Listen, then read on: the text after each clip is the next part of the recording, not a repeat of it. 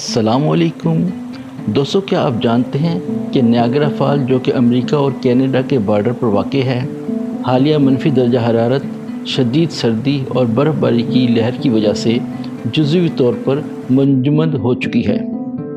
जमी हुई आबशार की तस्वीर किसी परियों की कहानी की तस्वीर लगती है और इसकी वीडियोस देखकर ऐसा लगता है कि हम पाकिस्तान की सैर कर रहे हों।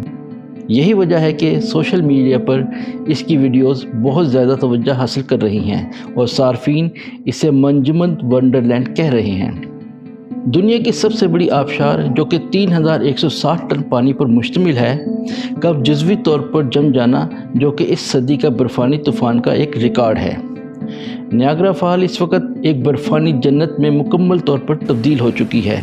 यही वजह है कि इसकी तस्वीर और वीडियोस देखने वाला इसकी महसूर कुन दुनिया में ख़ुद को पाता है। दुनिया भर से सयाह नायग्रा फॉल के हसीन नज़ारों से लुत्फ़ अंदोज़ होने और कुदरत के दिलकश नज़ारों को कैमरे की आँख में महफूज करने के लिए नायग्रा फॉल पहुँच रहे हैं, जबकि कई मंजिलें अपनी सेल्फियाँ भी लेने में मसरूफ़ हैं। आइए हम आपको भी इन लम्हात की सैर करवाते हैं।